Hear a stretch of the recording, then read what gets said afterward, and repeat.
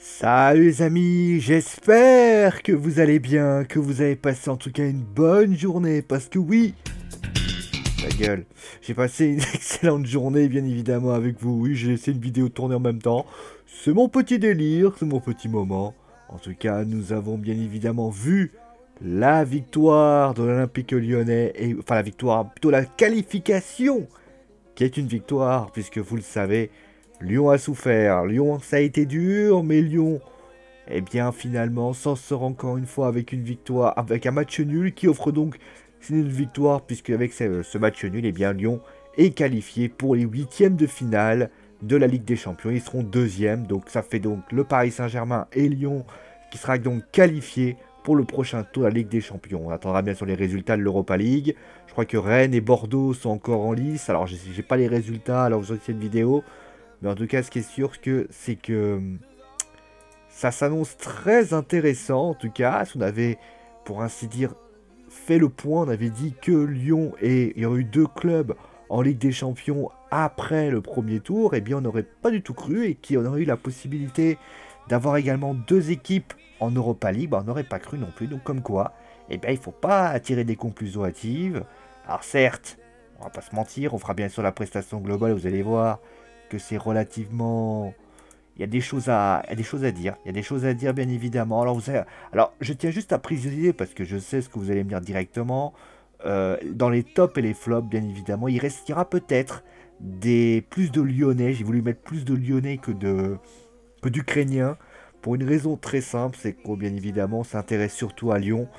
Donetsk, c'est une bonne équipe, mais j'ai envie de vous dire, c'est Lyon qu'on s'intéresse. C'est pour ça que je serai un peu plus difficile et peut-être un peu plus sévère par rapport à ça. Voilà. On va commencer directement avec donc la résumé de la rencontre. Donc un partout. Donc ça a été donc les Lyonnais qui ont littéralement qui ont dominé la rencontre. Alors j'ai pas les stats. Alors je vais peut-être vous trouver les stats si je peux vous les trouver. Alors au niveau justement de ce qui s'est passé, c'est qu'il y a eu énormément d'occasions. Il y a notamment eu beaucoup d'occasions, notamment en première mi-temps de la part de Bertrand Traoré. Et puis à la 22e minute, contre le cours du jeu, eh bien, Moraes va prendre à défaut la défense lyonnaise pour marquer 1-0 pour le Donetsk. Et donc, Lyon va tenter de pousser. Lyon va se créer bien, des occasions. Mais malheureusement, ça ne passera qu'à la 65e minute. Nabil Fekir, qui est donc le capitaine, qui était incertain. Et qui donc marque le but de la victoire du côté lyonnais. Voilà un petit peu ce qu'on peut dire. Donc, un partout. C'est un score, certains trouveront ce score, bon après il y en a certains qui trouveront ce score un peu sévère, d'autres trouvent que c'est inadmissible. Moi de mon point de vue je trouve que c'est relativement logique quand on sait qu'il y aurait peut-être pu avoir la victoire de Lyon, parce que Lyon a vraiment eu la main mise de ce match, et on peut que noter peut-être un problème de réalisme offensif, avec encore une fois cette fébrilité défensive qu'il y a du côté des Gones. Alors on va commencer bien sûr avec la prestation, on va commencer avec le Shakhtar. Bah, c'est ça qui m'a un peu étonné, alors peut-être que c'est lié peut-être à la composition du terrain, je ne sais pas, mais qu'on soit clair là-dessus, j'ai trouvé que Lyon était plus entreprenant, avait plus d'envie que Donetsk. On avait l'impression que Donetsk, pardonnez-moi de le dire, n'avait pas l'air pas motivé, parce qu'on est forcément motivé, mais j'ai pas trouvé une équipe de Lyon vraiment avec une sorte d'envie folle. J'ai pas vu une équipe de Lyon qui s'est dit tiens on va tout donner sur le terrain. J'ai pas trouvé ça. Honnêtement j'ai trouvé plutôt une équipe de Lyon, une équipe de Shakhtar, qui face à une équipe de Lyon qui était survoltée, qui avait vraiment envie de se créer des occasions, et on avait l'impression, c'est eux qui devaient faire le jeu concrètement, c'est eux qui devaient exercer le pressing, et quand je parle de Lyon, c'est Lyon qui a pris les devants, qui se sont créés des occasions, qui ont pris le jeu à leur compte. Alors certes, ils ont été cueillis à froid, et le Donetsk aurait sans doute été à la place de ça. On aurait pu dire oui, mais Lyon, finalement, s'est pris à son propre jeu, mais j'ai envie de dire, Lyon a été sérieux, Lyon a été honnête, chose que n'ont pas été les Ukrainiens. J'ai trouvé que les Ukrainiens, pardonnez-moi de le dire, je les ai trouvés fades. J'ai pas trouvé des Ukrainiens qui avaient envie de pousser, qui avaient envie alors ça, ils sont allés un peu au contact, mais ils n'ont pas essayé d'être un peu plus entreprenants, même quand ils ont été à un partout et quand il y a eu 0-0, à 1-0, on peut s'expliquer, mais à un partout, ils ont un petit peu essayé, ils ont un peu poussé, ils ont essayé voilà, de mettre le jeu à leur compte, ils ont essayé peut-être de se procurer, mais c'est plutôt Lyon qui était peut-être en difficulté d'un point de vue défensif et qui ont créé des espaces, notamment euh, sur le côté droit, que j'ai trouvé extrêmement limité. C'est vrai que moi, qu'on soit clair là-dessus, j'ai une énorme déception par rapport aux Ukrainiens qui ont quand même fait des grosses perfs dans cette compétition, qui ont quand même fait des bonnes choses. Et malheureusement, moi j'ai trouvé une équipe ukrainienne pas du tout à la hauteur des événements, je dirais même plutôt qui ont été tout simplement en dessous de ce qu'ils pouvaient produire. Et ça, c'est vrai que c'est quand même un gros problème. C'est quand on. Il faut se mettre au diapason de tout ça, sortir le grand jeu et mettre au maximum. Voilà, c'est le match coup près. Encore que Lyon ait envie de jouer un peu sur le frein à main, c'est pas vraiment sur quel sein se vouer.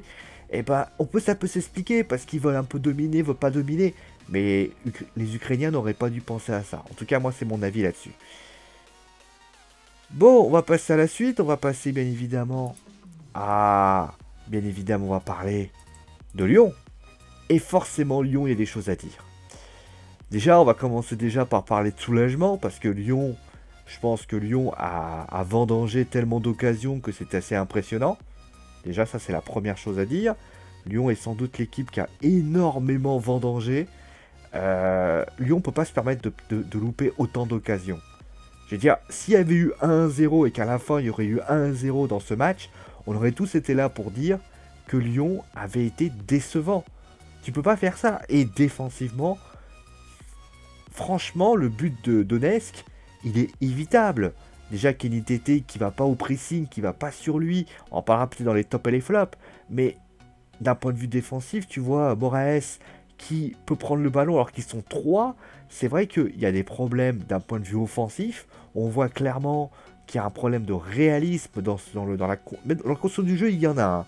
Dans la construction du jeu, tu vois vraiment une belle construction de jeu, tu vois que c'est fluide, notamment avec Awar qui a vraiment retrouvé, moi j'adore, vraiment je vais décrire aussi le joueur, je trouvais vraiment que dans la projection vers l'avant, notamment de la part de Mendy, c'était pas mal du tout, mais c'est vrai que du côté de l'aspect offensif, que d'occasions gâchées quand même, c'est impressionnant.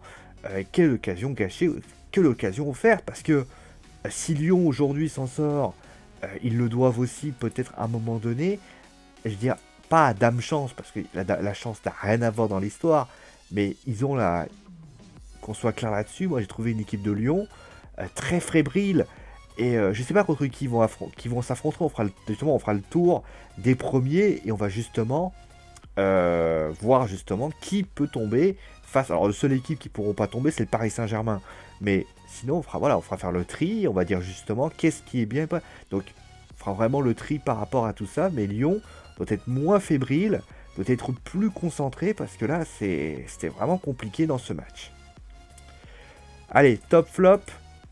Top flop avec donc numéro 3. Déjà, on va commencer à voir le premier. Numéro 3, vous avez compris, c'est Nabil Fekir. Nabil que j'ai trouvé, d'ailleurs, volontaire, qu'on soit clair. Et puis c'est ça aussi le force des grands joueurs des équipes. Nabil Fekir, ben oui, il est pas bien cette saison. Oui, il a des difficultés. Oui, c'est pas évident. Mais quand il faut être déterminant, il est là. Il marque le but important. C'est lui qui, pour ainsi dire, apporte cette qualification à Lyon. Que je parle de victoire, c'est un lapsus révélateur. Ça veut dire que clairement, bah voilà, il y a 1-0. Il y a 1-0, il prend les responsabilités, il était courageux, il a défendu. Vraiment bravo Nabil et clairement incroyable. Voilà, bravo pour lui. Le deuxième, bah, celui que j'ai parlé, c'est Awar. J'ai trouvé que Oussem Awar a été. Moi, je trouve que franchement, c'est un joueur. Il va falloir un petit peu analyser ce mec. Je sais pas ce que vous en pensez, mais moi, j'ai vraiment un coup de cœur par rapport à lui. Je trouve qu'il joue juste. Il a eu des moments difficiles, notamment du côté notamment début de saison. Mais depuis, ben, je trouve notamment, il a la passe sur Bertrand Traoré.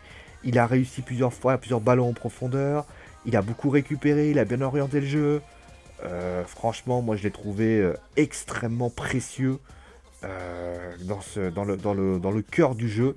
Et c'est vraiment, voilà, c'est aussi voilà, deux joueurs au milieu de terrain. C'est pas un secret. On va dire, d'un point de vue de la création, c'est sans doute l'un des gros points forts de Lyon. Après, au niveau offensif et défensif, ça par contre, c'est une autre histoire. Et d'ailleurs, justement, bah, le premier, bah, je voulais aussi le mettre en avant parce que j'ai trouvé excellent, franchement. Il devait remplacer Tanguy Ndombele qui était un peu limite. Et bah, c'est Lucas Touzard que j'ai trouvé très bien. Franchement, je l'ai trouvé intéressant dans les récupérations du ballon. Il a su aussi répondre hein, parfois à l'intensité que proposaient les Ukrainiens, sans s'énerver. Lui qui a un petit défaut, c'est vrai qu'il a tendance un petit peu à vite perdre son sang-froid. Il ne l'a pas fait du tout. Moi, j'ai adoré ça. J'ai trouvé vraiment la prestation de Lucas Touzard extrêmement précieuse. Et bah voilà, c'est bien pour Lyon. Mais vous voyez, c'est trois joueurs au milieu de terrain parce que bah, malheureusement, vous allez vous en rendre compte, d'un point de vue des Ukrainiens, bah, peut-être qu'il y a, alors, comme je vous l'ai dit, il y a beaucoup de joueurs qui bah, n'ont pas été à la hauteur. Mais on est là aussi pour cibler les problèmes parce que Lyon, c'est une équipe qu'on va suivre dans les prochaines semaines, qu'on va suivre longtemps. La Foot Zone est fait pour ça. Et forcément, c'est pas les Ukrainiens. Le prochain match des Ukrainiens, je pense qu'on le sera l'année prochaine. Et encore, s'ils tombent sur des Ukrainiens, qu'on soit clair là-dessus. D'ailleurs, les Ukrainiens qui sont renversés en Europa League, ça, on verra bien sûr qui, si les joueurs si les Bordelais et les Rennais sont tombent dessus. Ça, on sait pas. Allez, on passe au flop avec donc le flop. Alors j'en ai mis un quand même parce qu'il faut pas déconner. Alors c'est compliqué. Alors au niveau des Ukrainiens, j'ai voilà Matvienko clairement, un peu pareil que Marlos. Voilà. Franchement, des mauvais choix. Aucun problème, aucun danger du côté Lyon. Franchement, je l'ai pas trouvé exceptionnel du tout. Alors bien sûr, il y a Stepanenko aussi qui beaucoup de ballons en perdu, des défenses pas terribles. Mais c'est vrai que lui, j'ai voulu mettre en avant peut-être l'aspect offensif de Donetsk qui a vraiment pu apporter beaucoup mieux. Parce que c'est vrai que, justement, j'en parlais de ça, je parlais justement en prestation globale de la timidité, de l'effort des joueurs de Ukrainiens qui étaient vraiment, que j'ai trouvé assez limité.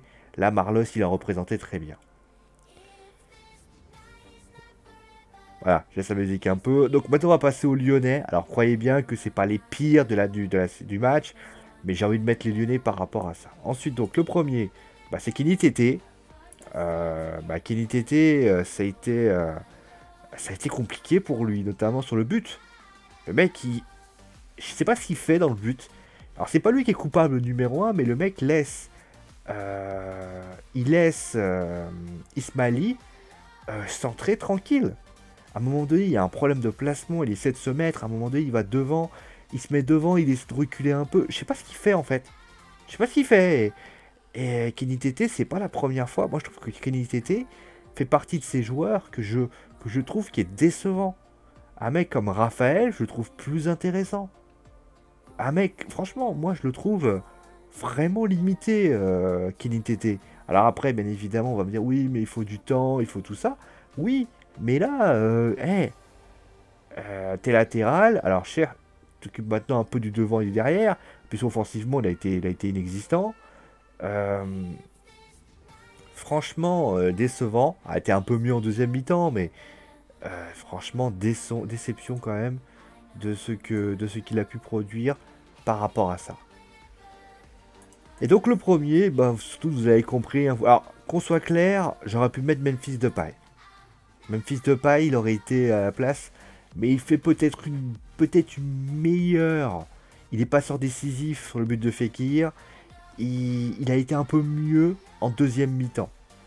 Mais celui pour moi qui aurait pu mettre les Lyonnais à l'abri depuis quelques temps, c'est Bertrand Traoré. Il a quoi, je crois. Après, il a 2 ou 3, 4 occasions à proposer. Mais après, il fait plus rien. Franchement, il était compliqué. Voilà, franchement, il m'a beaucoup déçu. Et Bertrand Traoré, bah, flop one de la prestation. Voilà. Voilà un petit peu ce qu'on avait à dire voilà, de la prestation globale des deux équipes. On va bien sûr. Alors, on va faire un petit bilan, entre guillemets, Oh, j'aime pas cette musique. Donc on va la mettre, tiens, voilà. On va faire le rebelle, un peu le balls. Alors, au niveau des Lyonnais, donc on avait fait les premiers hein, du côté de Paris. Alors les premiers étaient quand même assez désignés. Alors Lyon est deuxième. Hein, donc ils peuvent tomber sur Dortmund. Alors Dortmund c'est... Alors Dortmund, je vais pas vous mentir, c'est pas un résultat dégueulasse. Je trouve même que Dortmund, je rappelle que l'Atlético était deuxième. J'ai quand même bon espoir. Voilà, Dortmund c'est quand même pas la petite équipe. Elle peut tirer son épingle du jeu, même si je pense que Dortmund est quand même une équipe qui peut poser des problèmes.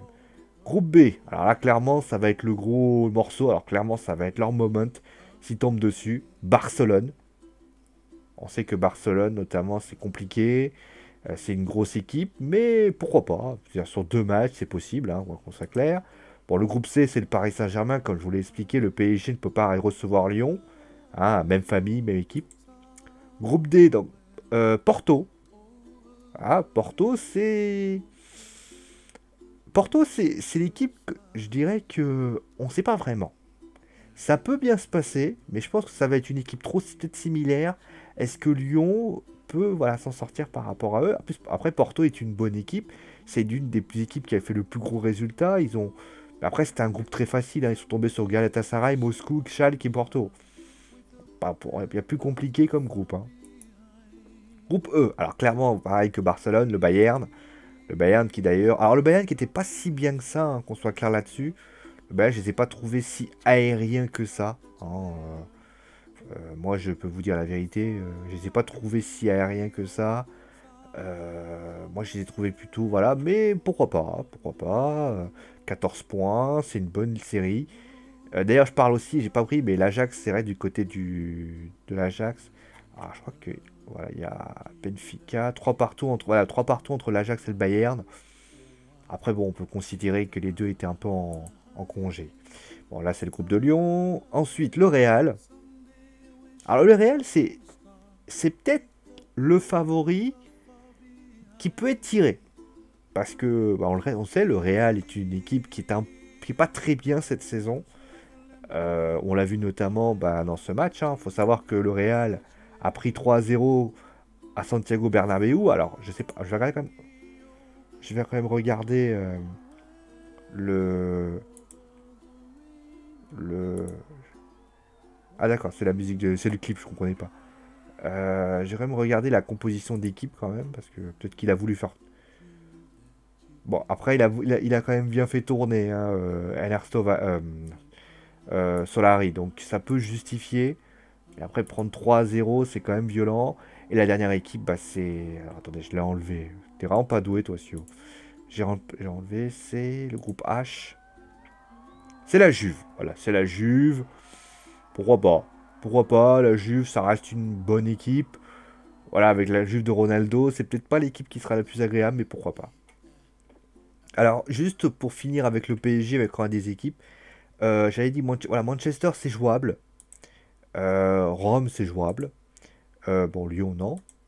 L'Ajax, c'est jouable, clairement. Schalke, c'est jouable. Bon, Liverpool, non. Alors après, Tottenham, c'est jouable quand même. Ils sont pas très bien cette saison. Et enfin, je vais changer de musique. Voilà, je vais prendre cette musique-là. Et enfin, alors, au niveau des... Là, clairement, le tirage peut être favorable hein, du côté du PSG. Voilà, l'Atlético, c'est sans doute le mec le plus compliqué. Tottenham, clairement, ça reste d'être jouable. Après, il n'y a que, voilà, le reste des équipes, Schalke, l'Ajax, Rome, et après Manchester United, ce sera peut-être à l'expérience. Mais Manu, aujourd'hui, n'est pas très bien. Donc, on peut imaginer que ça fonctionne. Enfin, moi, c'est une idée. Voilà, un petit peu ce qu'on avait à dire concrètement dans cette match. Donc, bravo Lyonnais. Maintenant, pourvu que ça dure, on espère que les équipes d'Europa League feront pareil. D'ici là, portez-vous bien. Gros bisous tout le monde. Et ciao!